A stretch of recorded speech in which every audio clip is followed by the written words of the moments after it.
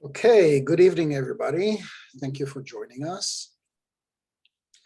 We are going to connect a study from the portion of Vayikra, page 74, verse 116. We'll start with the English. Rabbi Abba says that the title verse refers to Abraham, Isaac, and Jacob, who composed the prayer before God. Therefore, a man should consult them before he goes to the synagogue and prays. פתח רבי אבא ואמר, ואני ברוב חסדך אבוא ביתך, אחי וכמוה דלה לבעה לברנש למעל לבה כנישתה, אלא היא אמלך בקדמתה באברהם ויצחק ויעקב. בגין דינון דקינות סלוטה לקמא, דקודשה בריחוע דכתיב, ואני ברוב חסדך אבוא ביתך. אבוא ביתך דה אברהם, אשתחווה אל היכל קודשך, דה יצחק, בירתך, דה יעקב, ובאה להכללה, לון ברשע. ויהיו לבה כנישתה, ויצילה צלוטה, כדן כתיב, ויאמר לי, עבדי אתה ישראל אשר בך את פאר. Rabbi Abba opened the discussion saying, but as for me, I will come into your house in the multitude of your love. We have learned that it is not good for a man to go to a synagogue before consulting Abraham, Isaac, and Jacob, because they instituted the prayer before the Holy One, blessed be he. Hence, in the verse, but as for me, I will come into your house in the multitude of your love. I will come into your house is Abraham. I will worship towards your temple is Isaac. And in the fear of you is Jacob. They should be included first. Then he may enter the synagogue and say his prayer. Then does it say, you are my servant Israel, in whom I will be glorified.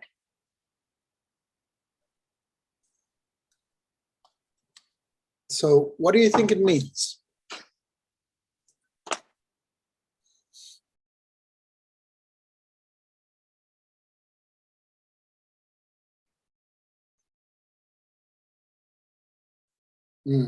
Sorry, I need to put it back. Yeah.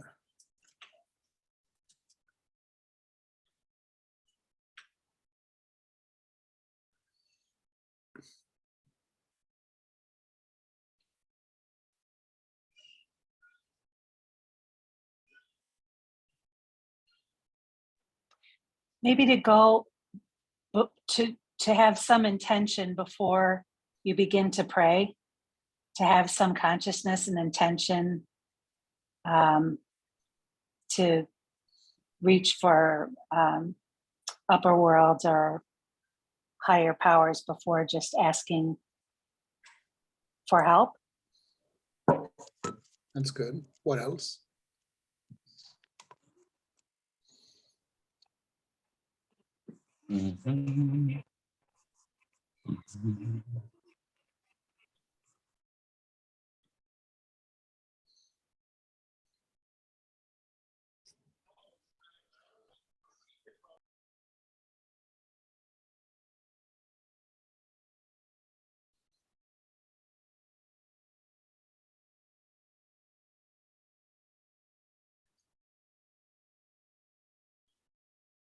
Anybody?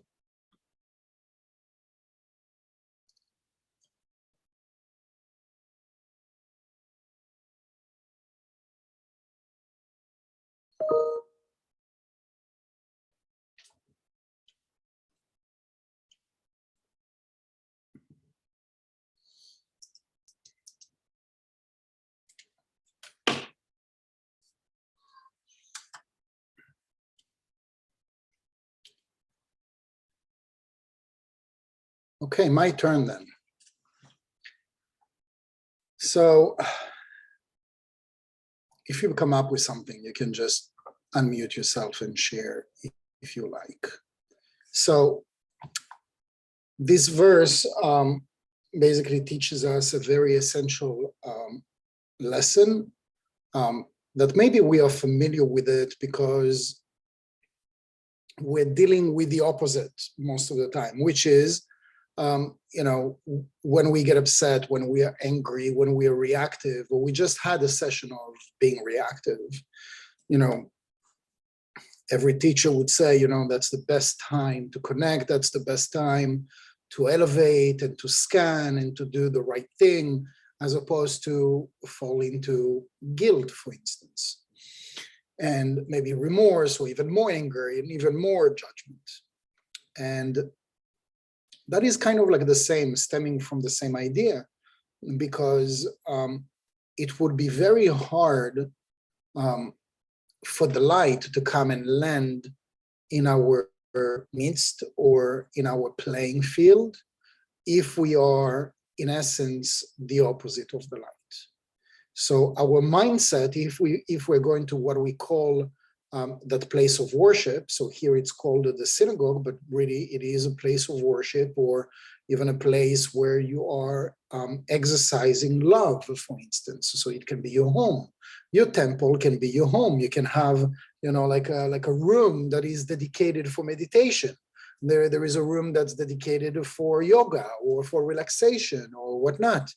And this is like your quiet place. This is the place where you connect and where you elevate. So whatever that means for you, it works the same way. So this is not an inspiration or like a concealed, underlined idea for you to go to the synagogue or to go to the temple, whatever that means to you.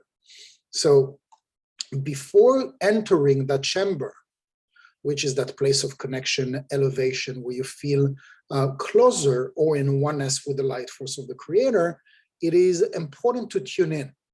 And if you go into that place of connection or that place of love and you're angry or you're judgmental, you're not going to reach anything, let's call it productive.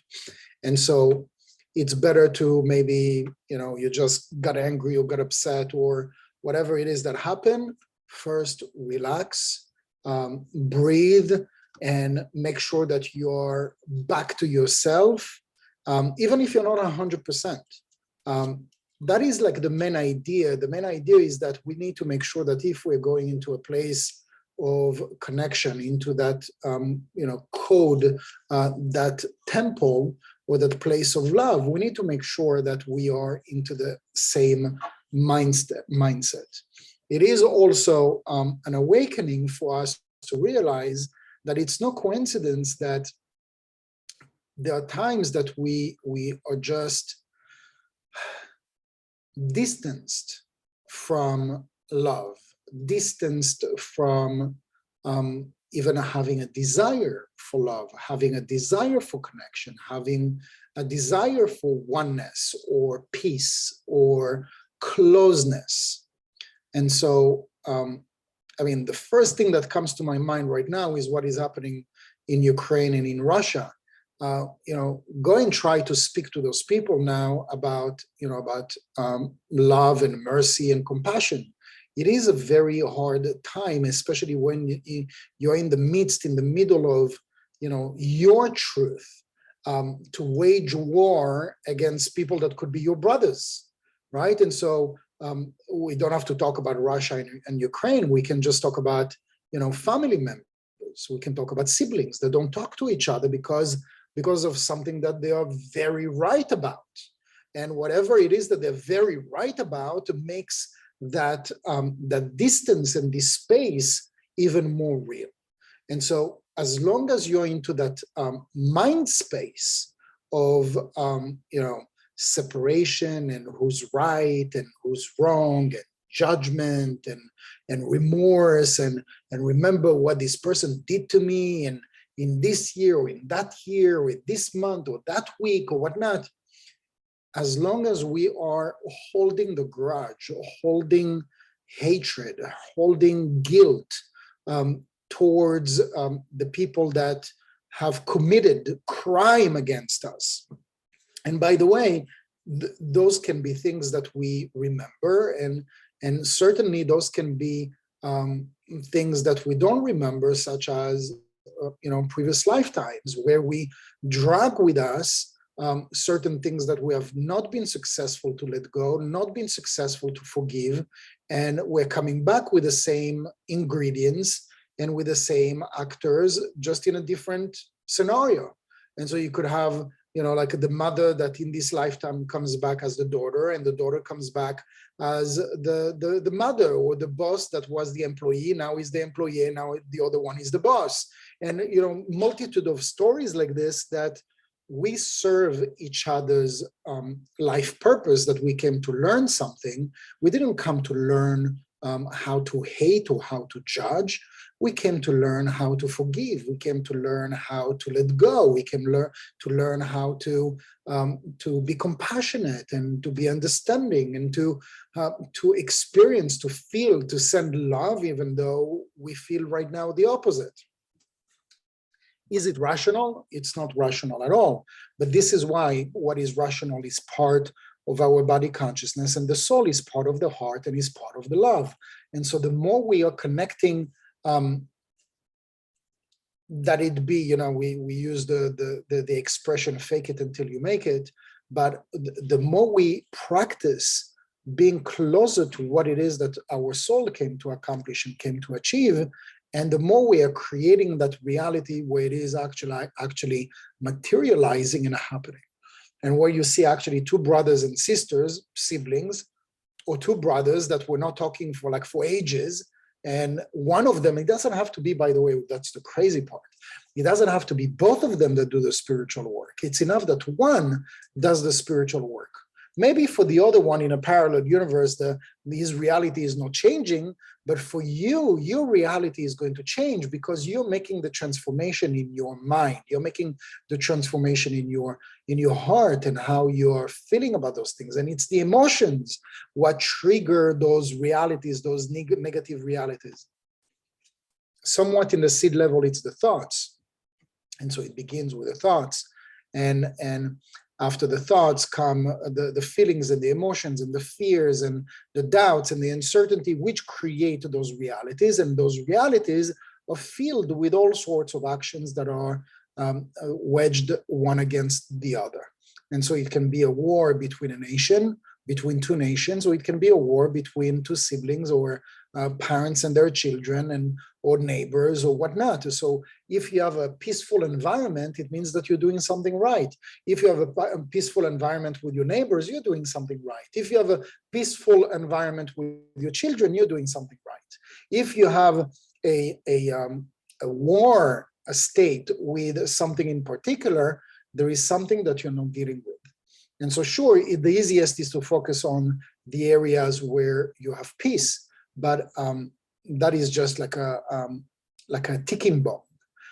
And we can see this with so many instances, not just with family members, but also amongst countries. As long as you do not resolve a certain issue in its seed level, in its essence, it's going to keep on repeating itself. So even if there is a ceasefire, it's just a question of when, not if, just a question of when there is going to be the next war or the next. And you know what's even crazy is that I see the conflict that there is between the Palestinian and the Israelis, without going into the political aspect of it, because there is a political aspect of it that is obviously foregoing any emotional or any human aspect of it. But if we are to look at the way that Israelis are launching their operations, they're giving names to their operations. So it's like they're giving names to tornadoes. They're giving names to how do we call them in Florida? It's not tornadoes. How do we call them in Florida? Hurricanes. We give them names. I mean, in Kabbalah, we know that when you're giving something a name, you are empowering it. Anyway, that was just the point about the Israel-Palestinian conflict. It's about the fact that they're giving it names, and it's empowering the conflict, not the opposite. And so this paragraph is filled of, maybe the secret to peace. This could be the secret to peace. If you want to come into a place of love, you have to come with your heart filled with love. If you want to come into a place with a place of mercy and comprehension and understanding and tolerance, your heart needs to be filled with it. And if it is the opposite for whatever reason, and your reasons are solid, nobody should come and say, no, you have no right to feel this way. The reason that you're feeling this way, this is the package that you came in this lifetime, and it is a complete part of who you are, and you came as it's like a currency. This is your currency, your challenge, your inner challenge, your triggers, your karma, your tikkun is your currency to earn fulfillment, to earn inner peace, to earn letting go of things that you have carried on for this life and certainly lifetimes. And I'm sure some of you are maybe familiar that we're not just talking about individual tikkun or individual karma. We're also talking, when we're talking about tikkun, when we're talking about karma, we're talking about generational karma. Generational karma means that we carry this from one member of family to another. So even though you are different souls, you come from the same line of a soul, and you carry a certain tikkun. Now, the tikkun doesn't necessarily have to be a negative one. It can also be a gift. And so likely if your father or grandfather or whatnot, they had a specific talent, it is passed down into generational tikkun, into generational karma, positive and negative. And so likely if you're very intuitive and some are psychic and some communicate with angels and whatnot, and some are just very elevated and plugged in. And when that's the case, you always ask, like, who in your family is like that? Why? Because those things are passed on from one generation to another. And it's the same, unfortunately, for negative things. So likely if your mother or father was dealing with, anger issues or hatred or whatnot, they carry this with them. And they carry it, from one generation to another. So when we have children, unfortunately, when we have not solved what it is that we were supposed to solve, we're passing it on. And, it's also reminding me when we had our daughter, somebody who was dealing with healing work, and she's exceptional. She's an amazing person, and even though it was a scheduled C-section, and I don't know if that's true and if every woman feels this way, but from what I hear, some women prefer to have it natural, like natural birth. And when it is a C-section, it feels like it's like something is like a little minus. So at least that's how Rebecca felt, and so she shared that, and she went through like this healing aspect of giving birth, and that person that was working on her revealed something actually that I wasn't aware of. And she said, when somebody gives like natural birth, for a woman to give natural birth, when the baby goes through the canal, actually there is like a spark of the tikkun of the mother that is transferred into the baby. And so it's not all bad. We're not talking about like you contaminated your baby. That's not the case. But it was interesting. Maybe she said that maybe it was just for Rebecca, and I just shared it without her permission. I'm going to get on the head. But the idea is that there is generational karma, and that we like it or not, that we are aware of it or not, and some of you might be very aware of it. I can imagine for myself, like I'm trying to run as much and as far as possible from the tikkun of my father, for example, and I'm trying to be the total opposite of him. But at the same time, I see that I have a lot of similar things, challenges that my mother is going through, I'm also going through. And so for some of you, it could be your mom, and so some of you, it could be your father.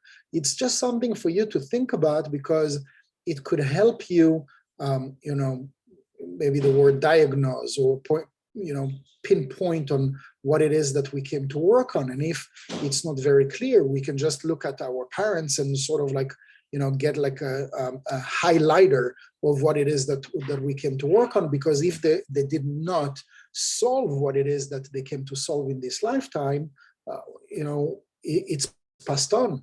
It is passed on. And so there are different ways that it is passed on, physically, spiritually, emotionally, etc.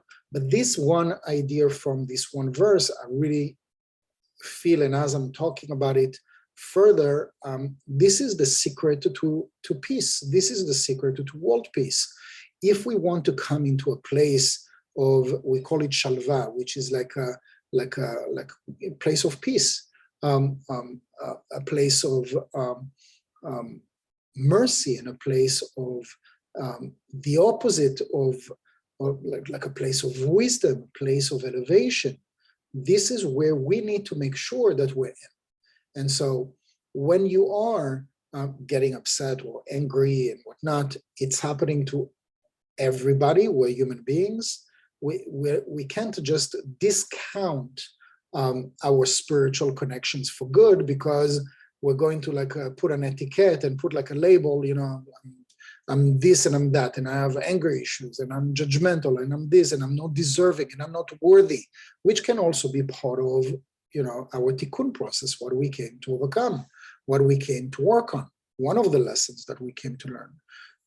It is just for us a reminder that in order for us to get more light, to get more epiphanies, more revelation, to get more manifestation of love and soulmate and success, is for us to tap, to tune in, and to be in this amazing connection and oneness with what it is that we want to achieve, what it is that we want to accomplish. And it's not like a defeating thing, possibility that if we're getting reactive, then it's done for us. No, we can always, come back to our senses. And yes, I got reactive today, I got reactive yesterday. It's good to get back on the horse.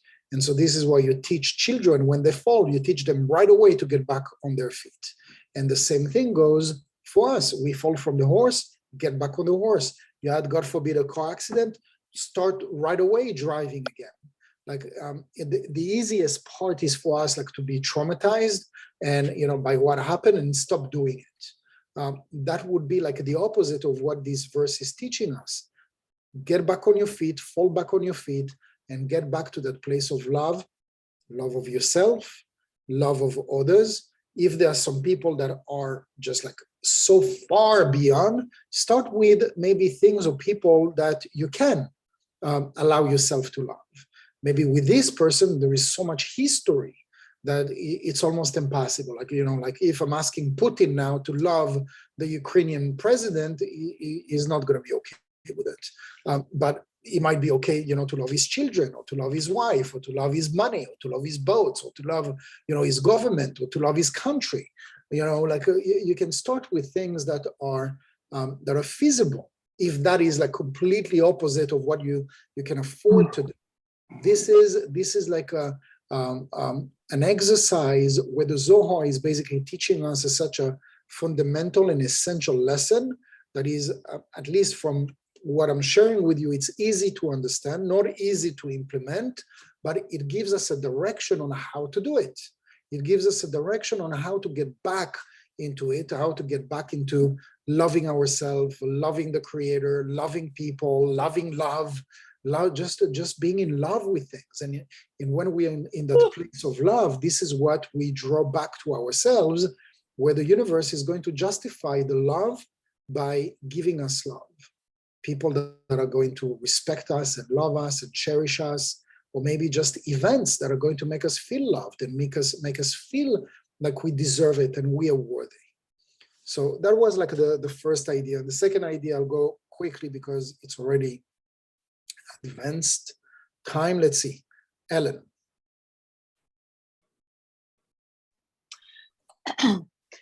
Rabbi Yossi says that people are to sacrifice what they can afford, an animal of the herd or an animal of the flock or a bird.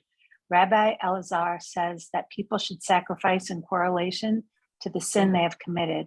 He explains that the rich man must compensate for pride, but the average man is not so proud. As the poor man has the humblest spirit of all, he therefore brings the smallest offering. Rabbi Elazar asks his father, Rabbi Shimon, why God then kills the poor from famine, but let the rich survive, as the rich will continue to sin even more. Rabbi Shimon reminds him that God avenges himself on the wicked by giving them peace in the world, but causing them to perish in the next world. We are introduced to Yehuda the other, who divided all his possessions and gave them away and settled himself down to study Torah every night. Yehuda the other tells us that God comes before whoever brings him an offering with a willing heart. He says that the poor man brings God two offerings. One is his own fat and blood, and the other is his sacrifice. The poor man's offering is the most worthy of all. אם עולה קרבנו מן הבקר, אמר רבי יוסי, מה ישנה מן הבקר לעולה, מן הצאן לעולה, ומן העוף לעולה. אי כל אחד בגין מה, שניה דה מין דה. דהה מין קולה יתאבד, חד מילה אלא מן דדבק, ידה לדה. מקריב מן הבקר ואי לה יחיל מן הצאן, ואי לה יחיל מן העוף. דהה כתיב ואם דל הוא, ואין ידו, מסגת דהה קודשה בריחו, לה את רח עלה דברנה שיתיר במילה דלה יחיל. If his offering be a burnt sacrifice of the herd, Rabbi Yossi said, what difference does it make whether he brings a burnt sacrifice of the herd, of the flock, or of the birds? If they are the same, why are they separated from each other, seeing that they all become the same thing, namely a burnt offering? He answers, who can afford it offers of the herd. If he cannot, he brings of the flock, and if he cannot afford even this, he should bring of the birds. Thus it is written, and if he be poor, and his means do not suffice, for the Holy One, blessed be he, does not overload on a man that which he cannot bear. Okay, so the idea here is that an individual cannot get a challenge that he cannot handle. And this has a lot to do with the vessel of an individual.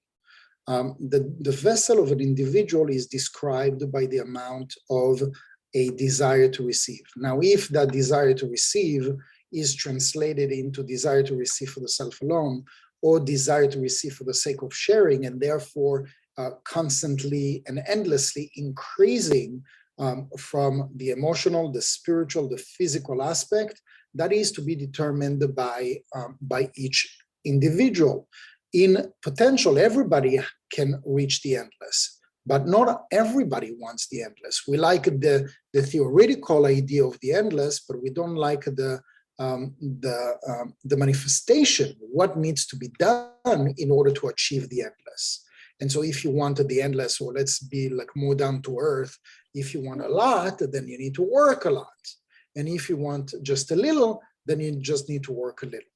So this is not, to categorize people or certain people, certain individuals. It's very unique and it's very personal to each person. Somebody could just be very happy with what they have accomplished, to be married, to pay the mortgage, to have a car, to have 2 children. They're going to college. One is married and one is not. One is looking for him. Whatever is your story, and you're happy with it, and you can just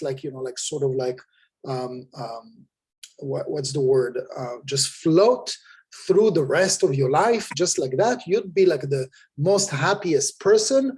That's great. This is where your vessels stand, and compared to people, because there is always somebody who is worse than you. There is always somebody who has a smaller vessel than you.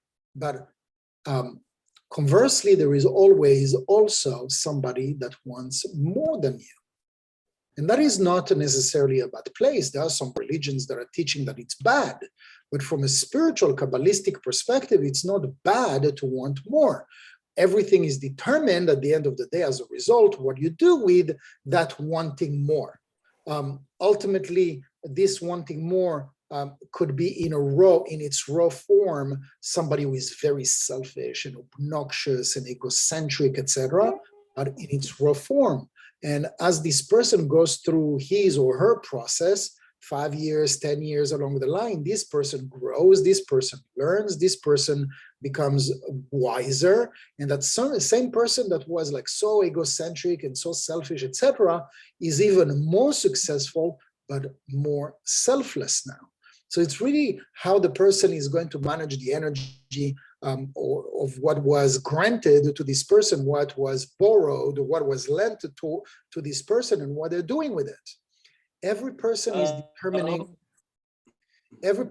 determining what to do with their gifts, what to do with their energy, with their marriage, with their job, with their relationship with their children. It is all in your hands. If you're going to stall what you received this far, or you're going to say, I am a product, I am a channel of the light, and if I am considering myself as a channel of light, the light is endless. And therefore, I'm not going to consider myself as an endless vessel right now in its manifestation, but the least that I can do is desire more. Why? Because the light is everly extending. It's endlessly extending. There is no end to how much the light is expanding, and the same is about the potential of our vessel. And so if we do not accomplish, if we do not achieve, if we're not overcoming, if we're not able to let go of certain things, our worst enemy is ourselves. We are the one that limits, and we are the ones that enable.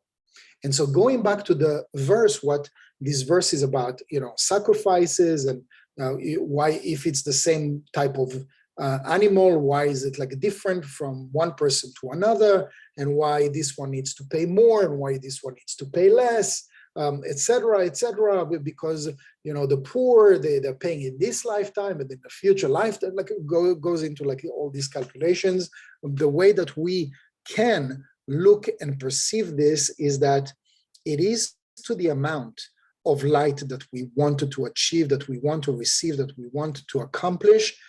To that extent, we need to sacrifice. But sacrifice not the religious concept. I know that if I wanted to lose 10 pounds, I need to cut like a couple of things. If I want to lose 50 pounds, I need to make a little bit more effort. That would require a lot more sacrifice.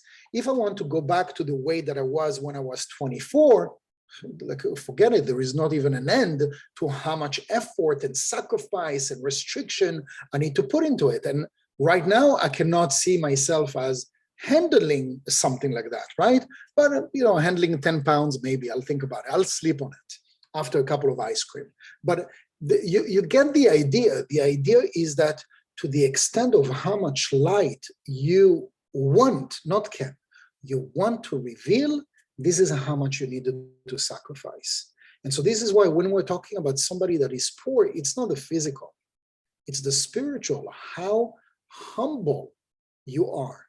How reduced is your desire to receive for the self alone, and increased is your desire to grow your vessel so that you can become more for the sake of sharing. That is, you're not going to have to make almost like no effort, and you're going to be so successful. And so this is why you look out there. There are some people that, they work like a couple of hours and they make like more money that you will ever make in a year. So you can look at that and you can say, that's unfair. It's not unfair. Like maybe like their level of discomfort and how they achieved to be in that place required a lot of sacrifice. So we judge the result. So instead of judging the result, we needed to sort of like analyze and diagnose what it is that I want to achieve, what I want to accomplish, and how much can I handle? like setting ourselves goals. Again, I'm back to that idea of setting ourselves goals. It's important. Like, where do you see yourself like in a month from now? Physically, emotionally, spiritually, with this person, with that job, with that client, with this friend, with that neighbor, with this child, with this parent. Like, where do you see yourself? So obviously, if you're focusing just on the areas where it's easy, you don't have much to sacrifice there, and therefore not much light is going to be revealed there. And therefore, there won't be much advancement in your potential to become a channel, a beacon of light. And so if we are not to accomplish what it is that we came to accomplish, whatever was lent to us is saturating, is expiring. And so if it is not a relationship, if it's not our health, there is, like we mentioned it at the last week, there is nothing in this world that just goes up. And so I need to make sure that whatever I set in motion is going to go up, because I know that whatever is in place right now is not going to last forever. So we can talk about a relationship, we can talk about marriage, and marriage, it can be in a place where it is right now. And if I'm not doing anything, then it's just a matter of time. Not if, but when there is going to be decadence. There is going to be a lower quality of what it used to be. But if I renew what it is, what my relationship is today, from planting in, seeding in something that is new, that new seed is going to grow into something that I've not experienced before. And so whatever was in the past, you might not even recognize that part of your relationship from before. Look where we have gotten. It's incredible. And this part of us was good, but it was good for that time. And now we are into this new phase, that is taking us to the next level. And you know what? You take this example and you just apply it to everything and anything. We just needed to constantly think how the light is endlessly expanding, and we need to be the same. If we want the light to constantly, endlessly invest in us new things, and it doesn't have to be a different thing from what I have. It can be exactly the same thing, but renewed. Why? Because at the end of the day, we get used to everything. And once we get used to something, that's the beginning of the end. Any question? Comment, question, anything you'd like to share?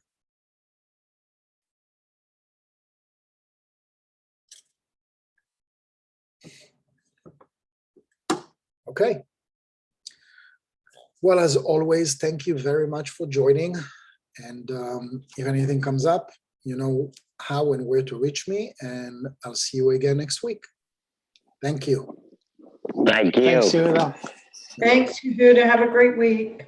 Thank you. Thank you. Thank you, Yehuda. Yehuda.